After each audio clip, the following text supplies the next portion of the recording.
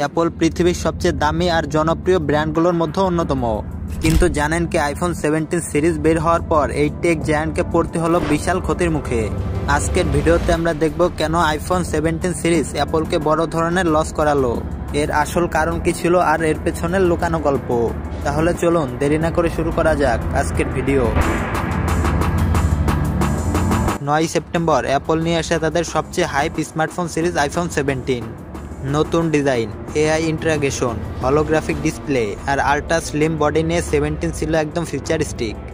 সবাই ভেবেছিল এই মডেলে অ্যাপলকে আবার নতুন উচ্চতায় নিয়ে যাবে, কিন্তু বাস্তবতা হলো পুরো উল্টোটা।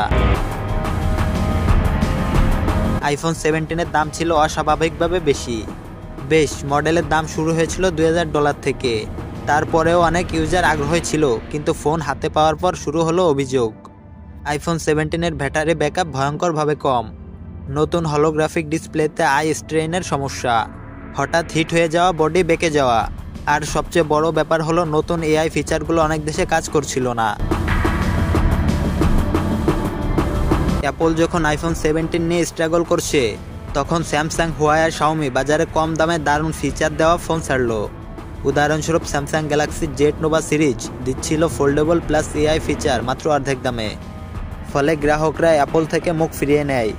ফলে অ্যাপল বুঝতে পারে শুধু ব্র্যান্ড ভ্যালু দিয়ে মার্কেট টিকিয়ে রাখা সম্ভব নয়।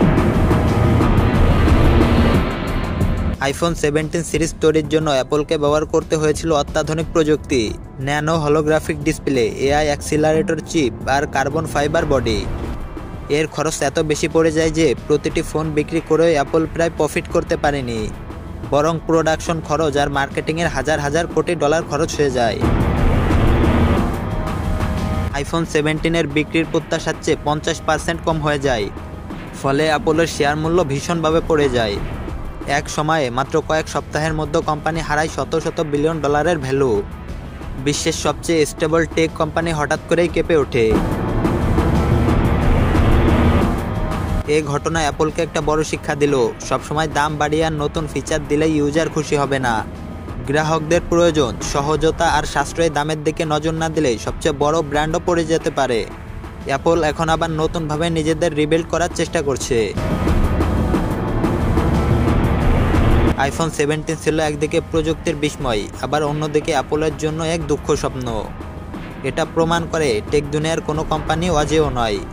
আপনি কি মনে করেন অ্যাপল এই ব্যর্থতা কাটিয়ে উঠতে পারবে? কমেন্টে জানাবেন। যদি ভিডিওটি ভালো লাগে তাহলে চ্যানেলটি সাবস্ক্রাইব করতে পারেন। দেখা হবে কোনো নতুন ভিডিওতে, ততক্ষণে ভালো থাকবেন।